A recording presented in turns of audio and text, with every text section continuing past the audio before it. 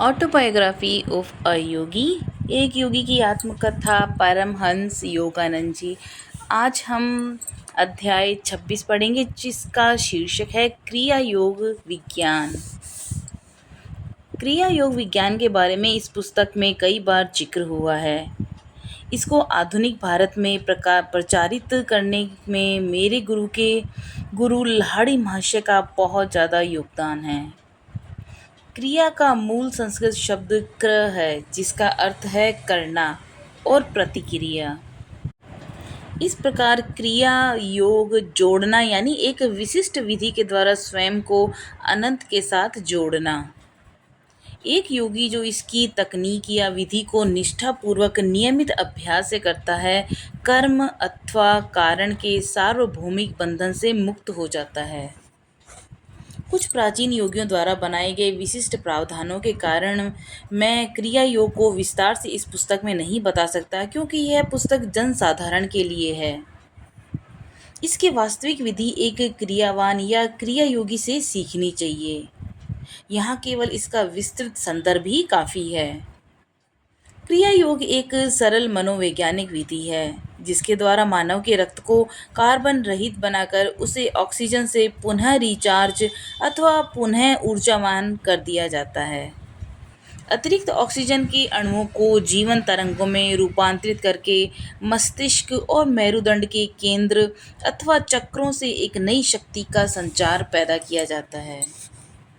शिराओं में रक्त यानी अशुद्ध रक्त को इकट्ठा होने से रोककर योगी तंतुओं में होने वाले कमी अथवा उन्हें बेकार होने से रोक सकता है। एक उन्नत योगी अपनी कोशिकाओं को विशुद्ध ऊर्जा से बदल देता है।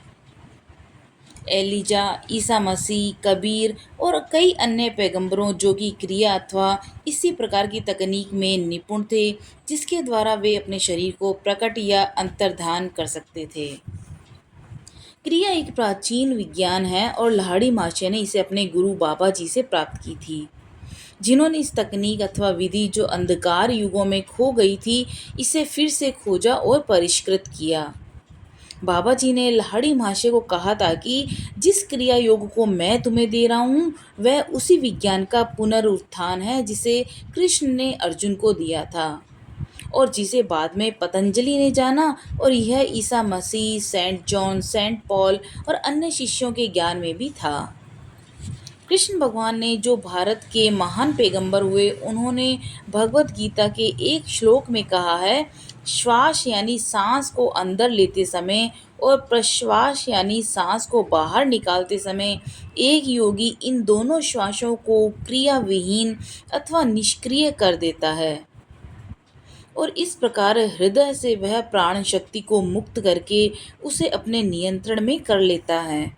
इसकी व्याख्या इस प्रकार की जा सकती है कि योगी शरीर के हास यानी पतन को अपने प्राण शक्ति को डालकर रोक सकता है और शरीर में विकास के अचानक होने वाले परिवर्तनों को अपान वायु यानी नष्ट करने वाली तरंगों को रोक देता है। इस प्रकार ह्रास और वृद्धि दोनों को रोककर योगी जीवन पर नियंत्रण करना सीख जाता है।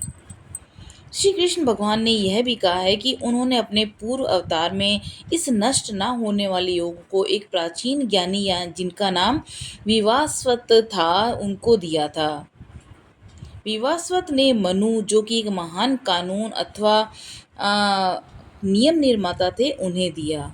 मनु ने इसे इक्ष्वाकु को, जो भारत के सूर्यवंश के संस्थापक थे, उन्हें दिया और इस प्रकार यह एक से दूसरे के पास पहुंचते हुए इस राजयोग की रक्षा ऋषियों ने तब तक की जब तक भौतिकवादी काल शुरू नहीं हुआ।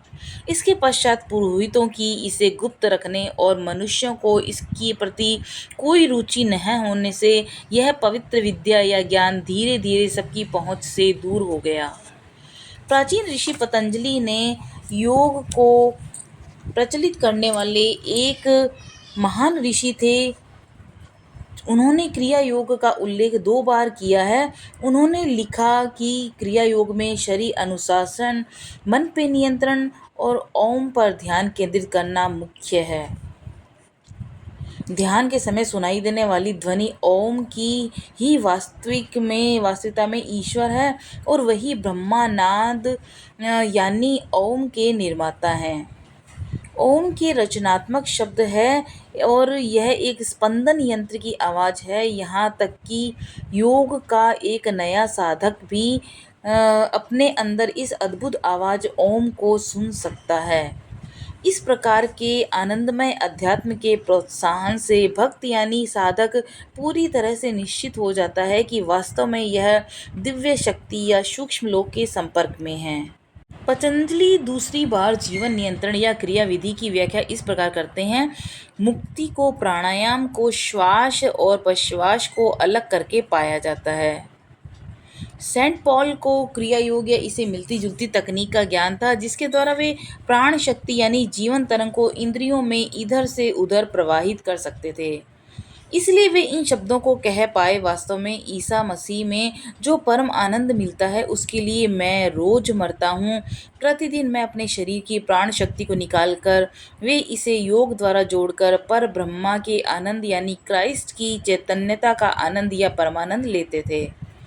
उस परमानंद की अवस्था में वे स्वयं को माया जगत अथवा इंद्रियों को संसार में अपने मृत शरीर के प्रति भी चैतन्य थे। उन्हें पता था कि इस अवस्था में सांसारिक जगत के लिए ये मृत है। सविकल्प समाधि यानी ईश्वर के संपर्क की शुरुआती अवस्था में साधक की चेतनता पर ब्रह्मा परमात्मा में मिल जाती है। उसके शरीर से प्राण शक्ति निकाल ली जाती है, जिससे वह मृत अथवा निश्चल और कठोर दिखता है। एक योगी को इस बात का ज्ञान होता है कि उसकी शारीरिक स्थिति रुकी अवस्था में है। जैसे जैसे वह और उन्नत आध्यात्मिक स्तर पर निर्विकल्प समाधि पर पहुंचता है, वह बिना अपने शरीर को निश्चल किए ईश्वर के साथ तारतम्य बैठा लेता है और अपनी सामान्य जागृत चेतनता, यहाँ तक कि सांसारिक कार्यों को करते समय भी वह लगातार ईश्वर के संपर्क में रहता है। श्री युक्तेश्वर जी अपने शिष्यों को बताते थे कि क्रिया योग एक ऐसा साधन है जिसके द्वारा मानव की विकास गति को बढ़ाया जा सकता है। उसके अनुसार प्राचीन योगियों को पता चल गया था कि ब्रह्मांडीय चेतनता का रहस्य बहुत गहराई से श्वास पर प्रभुत्व यानी श्वास पर नियंत्रण से जुड़ा हुआ है। विश्व के ज्ञान संपदा के कोश में भारत का वह योगदान अपने में अनोखा और अमर यानी शाश्वत है। प्राण शक्ति जिसका सामान्यतः उपयोग हृदय को चलायमान रखने में होता है, उसे और उच्च गतिविधियों के लिए मुक्त करना जरूरी है, जिससे श्वास की अनवरत जरूरत को उसे शांत स्थिर करके रोका जा सके। एक क्रिया योगी मन ही मन अपनी प्राण शक्ति को मेरुदंड के 6 चक्रों यानी medullary, cervical, dorsal, lumbar sacral और क्रोकिजियल्स प्लेक्सस ऊपर नीचे घुमाता है, जो मनुष्य की तरह राशियों के ब्रह्मांडीय मानव के प्रतीक स्वरूप हैं। मनुष्य के संवेदनशील मेरुदंड में प्राण शक्ति का आधे मिनट तक प्रवाह उसकी उन्नति के विकास क्रम में सूक्ष्म प्रकृति का प्रभाव डालता है और वह आधे मिनट की यह क्रिया स्वाभाविक तौर पर 1 वर्ष की आध्यात्मिक प्रगति के बराबर होती है। मनुष्यों की राशि प्रणाली, जिसमें 6 ध्रुवता की गणना से 12 आंतरिक तारामंडल जो सर्वदर्शी आध्यात्मिक नेत्र के सूर्य के चारों तरफ परिक्रमा करता है, मनुष्य की राशि भौतिक सूर्य और 12 राशियों के बीच आपसी संबंध बना रहता है। एक दिन में 8 घंटे तक 1000 क्रिया योग करने से एक योगी को 1000 वर्षों का नैसर्गिक यानी प्राकृतिक विकास की प्राप्ति होती है। एक वर्ष में 365,000 वर्षों का विकास। इस प्रकार एक क्रिया योगी 3 वर्षों में ही अपने बौद्धिक आत्म प्रयास से उसी परिणाम को प्राप्त कर लेता है जिसे प्राकृतिक रूप से करने पर 10 लाख वर्ष लगते हैं। इस तरह की छोटी मार्ग वाली क्रिया जाहिर है किसी बहुत उन्नत योनियों द्वारा ही की जा सकती है। अपने गुरु के मार्गदर्शन से ऐसे उत्तम योगी सावधानी पूर्वक अपने शरीर मस्तिष्क को तैयार करते हैं और जिससे कि वे गहन अभ्यास द्वारा अपने उत्पन्न जो शक्ति को ग्रहण कर सकें। क्रिया योग का नया साधक अपने अभ्यास को 14 से 28 बार करता है और कई योगी 6, 12, 24, 48 वर्षों में अपनी मुक्ति के लक्ष्य को पा लेते हैं। एक योगी जो अपने संपूर्ण ज्ञान को पाए बिना संसार से चला जाता है, वह अपने पूर्व की क्रिया प्रयासों से अच्छे कर्म को अपने साथ ले जाते हैं। अपने नए जीवन में वह चरम लक्ष्य की तरफ सुगमता से प्रेरित होकर स्वयं को ईश्वर प्राप्ति की ओर बढ़ाता रहता है। साधारण मनुष्य का शरीर एक 50 वाट वाले बल्ब की तरह होता है, जो क्रिया के ज़्यादा अभ्यास द्वारा उत्पन्न लाखों वाट की ऊर्जा को वहन नहीं कर सकता। क्रिया योग की सरल और अचूक विधि को धीरे धीरे नियमित रूप से अभ्यास करते रहने से वह अंत में ब्रह्मांडीय ऊर्जा में यानी महाप्राण शक्ति की अनंत संभावनाओं को व्यक्त करने के योग्य हो जाता है। यह ब्रह्मांडीय शक्ति सृष्टि की प्राण तत्व की प्रथम सक्रिय अभिव्यक्ति है। मनुष्य की श्वास गति और उसकी चेतनावस्था की विभिन्नता के बीच गणितीय संबंधों के अनेक उदाहरण दिए जा सकते हैं। एक व्यक्ति जो किसी कार्य में डूबा हुआ है, जैसे किसी गूढ़ बौद्धिक वाद विवाद अथवा किसी नाजुक अथवा कठिन शारीरिक जीत हासिल करने में, तब वह स्वभावतः बहुत धीरे धीरे सांस लेता है। किसी भी ध्यान को एकाग्रचित होकर कानों से कितना धीरे आपका श्वास है उस पर निर्भर करता है। जल्दी अथवा असामान्य गति के साथ हानिकारक भावों की स्थिति जरूर होगी, जैसा भय, काम, क्रोध आदि। एक बेचैन बंदर की श्वास की गति 1 मिनट में 32 बार होती है, जबकि मनुष्य की 18 बार। हाथी, कछुआ, सांप और अन्य जानवर जो अपनी लंबी उम्र के लिए जाने जाते हैं, उनकी श्वास की गति मनुष्य से कम होती है। उदाहरण के तौर पर कछुआ, जिसकी उम्र 300 वर्ष तक हो सकती है, वह 1 मिनट में 4 बार सांस लेता है। निद्रा के बाद नव स्फूर्ति का अनुभव इसकी वजह से है। मनुष्य का अपने शरीर और श्वास के प्रति अस्थायी रूप से जागरूक न होना। एक सोता हुआ मनुष्य योगी बन जाता है। हर रात वह अवचेतनता में योगिक प्रक्रिया को करता है, जिससे वह स्वयं को शरीर के बोध से मुक्त करता है और अपनी प्राण शक्ति को मुख्य मस्तिष्क मार्ग भाग और मेरुदंड के 6 चक्रों के शक्ति केंद्र से बहती स्वास्थ्य तरंगों के साथ मिला देता है। इस प्रकार सोने वाला व्यक्ति अनजाने में ब्रह्मांडीय शक्ति यानी परमपिता परमेश्वर की शक्ति के कुंड में डुबकी लगाता है, जो समस्त जीव जगत का प्राणाधार है। अपनी इच्छा से योगी एक सरल और प्राकृतिक विधि को धीरे धीरे सोने वाले अवचेतन व्यक्ति की तरह नहीं, बल्कि सचेत होकर करता है। एक क्रिया योगी अपने तकनीक का उपयोग अपने शरीर की हर भौतिक कोशिका को अक्षय प्रकाश से सराबोर करके उन्हें चुंबकीय अवस्था में रखता है। वह वैज्ञानिक रूप से श्वास को अनावश्यक बना देता है और वह बिना अवचेतन अवस्था या नींद में करता है। क्रिया में बाह्य प्राण शक्ति का इंद्रियों द्वारा बेकार में व्यय और उसका दुरुपयोग नहीं होता, बल्कि प्राण शक्ति सूक्ष्म मेरुदंड की शक्तियों के साथ फिर से जुड़ जाती है। इस तरह प्राण शक्ति के मिलने से योगी का शरीर एवं मस्तिष्क की कोशिकाएं आध्यात्मिक अमृत से तरंगित हो जाती हैं। इस प्रकार वह स्वयं को प्रकृति के नियम से दूर कर लेता है और प्रकृति के नियम जो उसे केवल एक चक्र में चलने वाला जीवन, जो उसे उचित भोजन, सूर्य के प्रकाश और सामंजस्य वाले विचारों के साथ 10 लाख के अपने ध्येय यानी आत्मज्ञान को प्राप्त कर सकता है। मस्तिष्क के आकार में थोड़ा सा भी परिवर्तन करने में सामान्य जीवन स्वस्थ जीवन के 12 वर्ष लगते हैं। इस हिसाब से ब्रह्मांडीय चेतनता को प्राप्त करने के लिए आवश्यक मस्तिष्क को परिष्कृत करने में 10 लाख वर्षों की जरूरत होगी। श्वास के धागों को खोलकर जो आत्मा को शरीर से बांधकर रखती है, क्रिया योग जीवन को दीर्घायु बनाती है और चेतना को अनंत में विस्तृत कर देती है। यह मन और सांसारिक पदार्थों में लिप्त इंद्रियों के बीच चलने वाले युद्ध को समाप्त कर देती है और साधक को अपने अनंत साम्राज्य पर फिर से अधिकार देने के लिए इसे आज़ाद कर देती है। साधक को ये ज्ञान हो जाता है कि उसकी सच्ची प्रकृति न तो किसी भौतिक शरीर से बंधी है, न श्वास से, जो मृत शरीर का हवा के साथ दासत्व और प्रकृति के पंचभूतों के आगे विवश होने का प्रतीक है। आत्मचिंतन अथवा एकांत में बैठकर ये मन और इंद्रियों जो प्राण शक्ति से बंधे हुए हैं, उन्हें अलग करने का अवैज्ञानिक तरीका है। चिंतनशील मन जो अपने दिव्यता या ईश्वर के पास लौटने का प्रयास करता है, उसे प्राण शक्ति बार बार इंद्रियों की तरफ वापस खींचती रहती है। क्रिया योग जो मन का प्राण शक्ति द्वारा सीधे नियंत्रित करता है, वह सबसे सरल और सबसे ज़्यादा वैज्ञानिक मार्ग है, जिससे अनंत परम तत्व को प्राप्त किया जा सकता है। इसके विपरीत धीमे धीमे चलने वाली अनिश्चित बैलगाड़ी परमार्थ विद्या से ईश्वर पर पहुंचने के मार्ग की अपेक्षा क्रिया योग को ईश्वर को ले जाने वाला विमान मार्ग, जिससे वह शीघ्र ही परमपिता परमात्मा को पा सकता है। तो योग एक साधक को अपनी इच्छा अनुसार अपनी प्राण शक्ति के प्रवाह को 5 इंद्रियां दृष्टि, ध्वनि, गंध, स्वाद और स्पर्श से कभी भी अपने को अलग कर सकता है और उन्हें मिला भी सकता है। इस प्रकार इंद्रियों से संबंध तोड़ने की शक्ति प्राप्त हो जाने के बाद योगी के लिए आसान हो जाता है कभी भी वह अपनी इच्छा से दिव्य लोकों और मूलांक से अपने मन को जोड़ सकता है, दिव्य लोकों और भूलोक से अपने मन को जोड़ सकता है।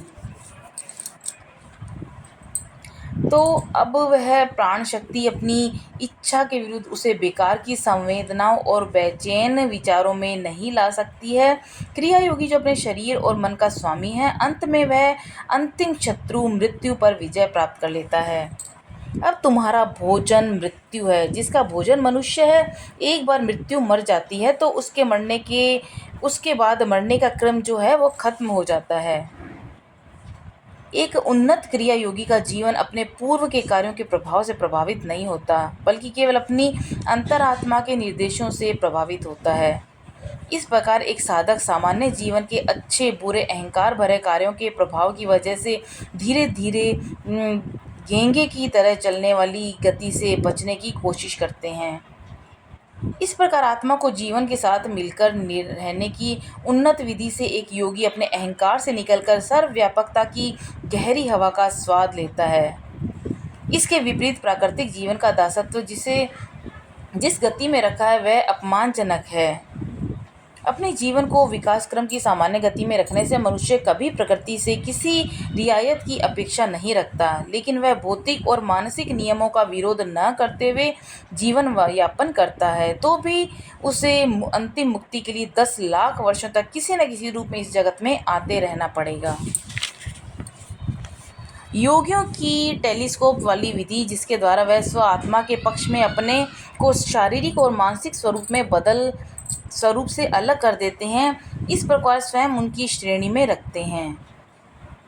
जो हजारों वर्षों को एक विद्रोह की तरह देखते हैं, साधारण लोगों के लिए संख्यात्मक परिधि और भी बड़ी हो जाती है, जो न इस प्रकृति बल्कि अपनी आत्मा के साथ तारतम्य बनाकर नहीं रखता, बल्कि अप्राकृतिक जटिलताओं में उलझते हुए अपने शरीर और प्रकृति की मधुर समझ को भी आघात पहुंचाता है, और उसके लिए 10 वर्षों की दुगनी अवधि भी उनकी मुक्ति के लिए पर्याप्त नहीं होती।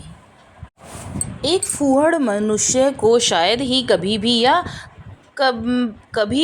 इसकी समझ नहीं होती कि उसका शरीर एक साम्राज्य है, जिसकी सम्राट आत्मा जो उसके मस्तिष्क पर स्थित है, अपनी चेतनता की परिधि के 6 मेरुदंड के चक्रों के साथ उसे नियंत्रित करती है। यह सिद्धांत अथवा ईश तंत्र शरीर रूपी राज्य के आज्ञाकारी जनसमूह पर लागू होता है, यानी 27,000 अरब कोशिकाएं, जिनमें एक निश्चित प्रतिभा या स्वचालित बुद्धिमत्ता होती है, जिसके द्वारा वे शारीरिक विकास, बदलाव और विलय के सभी कर्तव्यों को पूरा करती है। इनमें 5,000 लाख आधारभूत विचार और भावनाएं और मनुष्य के 60 वर्ष के औसत जीवन में उसकी चेतना में लगातार होने वाले उतार चढ़ाव की अवस्थाएं भी शामिल हैं। तो मानव मन या शरीर में जो रोग अवसाद की तरह उभरने वाले लक्षण सम्राट आत्मा के प्रति शारीरिक अथवा मस्तिष्क की कोशिकाओं का विद्रोह नहीं है, या उसके नम्र नागरिकों में देशद्रोही भावना नहीं है, बल्कि मनुष्य द्वारा अतीत या वर्तमान में अपने व्यक्तित्व या स्वतंत्र इच्छा जो उसे आत्मा के साथ मिली, जो कभी वापस नहीं ली जा सकती, उसके दुरुपयोग का परिणाम है। तो सतही अहंकार के साथ स्वयं को उसकी तरह मानते हुए मनुष्य यह मानकर चलता है कि वही है जो सोचता है, इच्छा करता है, मन भोजन को वही पचाता है और वही स्वयं को जीवित रखता है। कभी भी सोचकर नहीं देखता कि अपने साधारण जीवन में वह कुछ नहीं बल्कि अपने पूर्व कर्मों और प्रकृति या वातावरण का मात्र एक खिलौना है। हर व्यक्ति की बौद्धिक प्रतिक्रियाएं, भावनाएं, मनोभाव और आदतें उसके पूर्व कर्मों अथवा वर्तमान कर्मों के कारण हैं। इन सबसे ऊपर उसकी अपनी सम्राट आत्मा है। नश्वर सत्य और स्वतंत्रता को ठुकरा कर एक क्रिया योगी इन सब भ्रम माया जाल से परे अपने मुक्त आत्म स्वरूप में चला जाता है। और सभी शास्त्र इसकी स्पष्ट घोषणा करते हैं कि मनुष्य एक नश्वर शरीर नहीं बल्कि एक जीवित आत्मा है। क्रिया योग उसे उसे एक प्रक्रिया मिली है जिससे वह शास्त्रों के सच को प्रमाणित कर सकता है। तो बाह्य क्रिया या पद्धति अज्ञान को खत्म नहीं कर सकता क्योंकि वह परस्पर विरोधी नहीं है। ऐसा शंकरा ने प्रसिद्ध सेंचुरी ऑफ वर्सेस में लिखा था, केवल समझा हुआ ज्ञान ही अज्ञान को खत्म करता है। ज्ञान बिना प्रश्न विचार के नहीं मिलता। मैं कौन हूँ, विश्व की उत्पत्ति कैसे हुई, इसका निर्माता कौन है, इसका भौतिक कारण क्या है, इस तरह के प्रश्नों को किया जाना चाहिए। इसका यही तात्पर्य है कि एक ज्ञानी के पास इनका कोई जवाब नहीं। इसलिए ऋषियों ने आध्यात्मिक प्रश्न विचार के लिए योग को एक तकनीक की तरह विकसित किया। भागवत गीता में बार बार जिस अग्नि यज्ञ का वर्णन किया गया है वह यज्ञ यही क्रिया योग है। योग की परिष्कृत अग्नि एक असीम प्रकाश को उत्पन्न करती है। इस प्रकार वह बाह्य जगत में होने वाले हवन और बहुत कम प्रभावी धार्मिक अग्नि संस्कार जिनमें संघ की सोच अक्सर जाप मंत्र और धूप बत्ती के साथ भस्म हो जाती है। एक उन्नत योगी अपने मन के विचारों, इच्छा, संकल्पों और भावनाओं को शरीर की नकली इच्छाओं से दूर रखता है और अपने मन को अति चेतनता की शक्ति जो मेरुदंड के तीर्थ में स्थित है उनके साथ मिलकर उसी तरह रहता है जैसे ईश्वर ने उसके लिए सोचा था। वह न तो पूर्व के कर्मों से भड़कता है, न ही मानवीय मूर्खता के बहकावे में आता है। इस प्रकार का योगी अपने सर्वोच्च आकांक्षा को पाकर अक्षय आनंद के मय पर ब्रह्मा के परम आश्रय में सुखी रहता है। योगी अपनी जटिल मानवीय इच्छाओं की वासनाओं को एकमेव अग्निकुंड में डाल अद्वितीय ईश्वर को समर्पित करता है। यह वास्तव में एक सच्ची योगिक अग्नि पद्धति है जिसमें सारी पूर्व और वर्तमान इच्छाएं दिव्य प्रेम की ज्वाला में जलकर भस्म हो जाती है। परम ज्वाला जिस सभी मानवों के पागलपन की आहुति स्वीकारती है और मानव मैल रहित होकर शुद्ध हो जाता है। उसकी हड्डियों से वासना और इच्छा रूपी मांस अलग हो जाता है और उसको कार्मिक अस्थि पंजर ज्ञान रूपी सूर्य की दवा में साफ हो जाता है और अंततः पूर्ण रूप से स्वच्छ होकर मानव और ईश्वर की दृष्टि में प्रिय बन जाता है। तो योग का निश्चित और क्रमबद्ध प्रभावकारिता की ओर इशारा करते हुए भगवान कृष्ण ये तकनीकी युग अथवा विधिवत योग करने वाले योगी की प्रशंसा निम्न शब्दों में करते हैं। योगी शारीरिक तप करने वाले योगियों में बड़ा है, यहाँ तक कि जो ज्ञान योग यानी ज्ञान का रास्ता अथवा कर्म योग के अनुयायी हैं उनसे भी बड़ा है। आप है अनुशासित अर्जुन एक योगी। तो ये था क्रिया योग विज्ञान का अध्याय जिसमें कि परमहंस योगानंद जी ने जो पिछले कई अध्यायों में उन्होंने क्रिया योग के बारे में बात की है, तो इसमें पूरा उन्होंने जानकारी दी है कि किस तरह से क्रिया योग क्या है, इसका क्या मानवीय जीवन में उपयोग है, किस तरह से इसकी ऋषि मुनियों ने इसका बहुत ज़्यादा उपयोग किया है और आज के टाइम में भौतिकवादी जगत में ये कैसे धीरे धीरे लुप्त होती जा रही है। तो इसके प्रभाव को, इसके असर को, इसकी उपयोगिता को उन्होंने अपने इस अध्याय में क्रिया योग विज्ञान में इन्होंने स्पष्ट किया है। अगर कोई त्रुटि रही हो तो क्षमा कीजिएगा। मिलते हैं अगले अध्याय 27 में जिसका शीर्षक है रांची में योग स्कूल की स्थापना। तब तक के लिए नमस्कार।